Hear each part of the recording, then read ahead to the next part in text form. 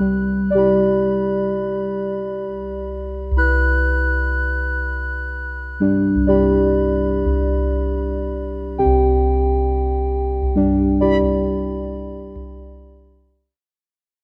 hi, how are you? I'm good, thank you. Yeah, just been a busy week, but very good. Well, I hope it would help then to know that you are the winner of the £5,000 Wow. RSL Giles St Aubyn Award.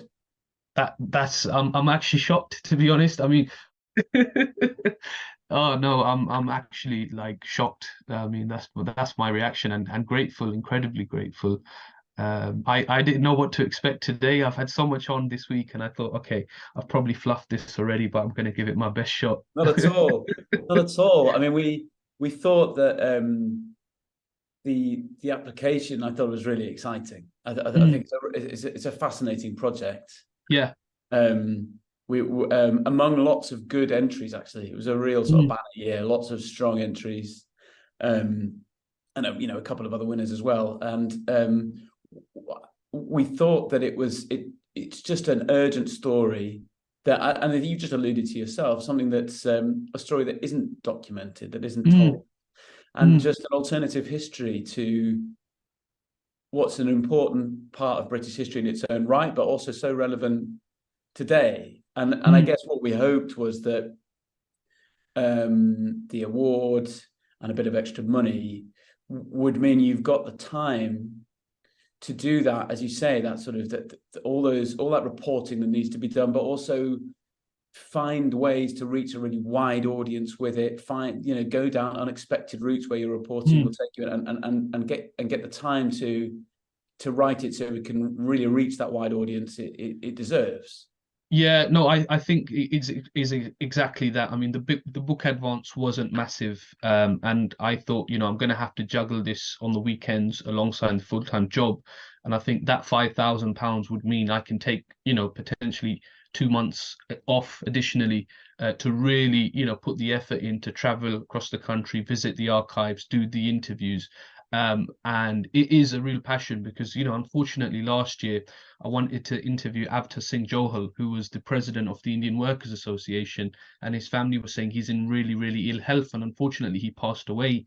So I never got that opportunity. But I have historians that have previously interviewed who've generously said we'll be happy to share some of those transcripts.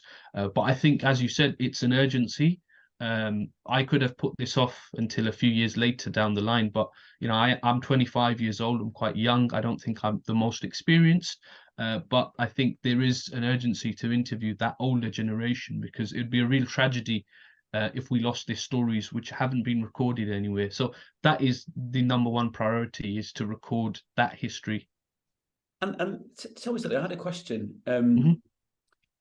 Why, in your words, is it important that people beyond that community, Mm, who wouldn't maybe automatically have an interest in this story, yeah, should know about it, should read it, should pick up your I book if it's printed? I mean, one thing that I found really, really fascinating is I interviewed someone from the Sheffield Asian Youth Movement, and he told me a story about how they used to go up to Orgreave during the miners' strike in '84, wake him up 5 a.m., throw some pebbles on his mate's window, then they'd take like a coach and they'd get to the picket line, and they would get racism from some of the miners. They would call them the P word. And one of his mates said, you've woke me up at this early in the morning to show solidarity. And these guys, this is what they think of us. And he said something really powerful. And he said, just like our community, tight knit, have had problems with the police, this is also a community that is being screwed over. And I think that solidarity between different communities is a massive trend in a lot of the things I read. I mean, the links between the South Asians who organized against apartheid in South Africa, who supported white working class communities as well during various industrial disputes. There's some unpleasant history there as well in the labor movement, some of the racism that they got from other communities. And also within the South Asian community, we've had problems around misogyny and all sorts of things as well. And we have to be honest about that. But there are really inspirational stories of communities coming together.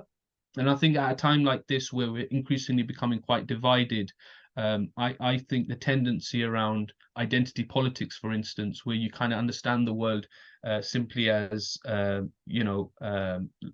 very sort of, I think we've become very individualistic, and I think this book challenges a lot of that. And I want to add that commentary towards the end to say, collectivism, bringing communities together, is the key to winning, and that's what the history shows. And I want the book not to be an academic book. I want it to be accessible to especially young people. Is my primarily, if young people are reading my book, I think I've done a good job of it.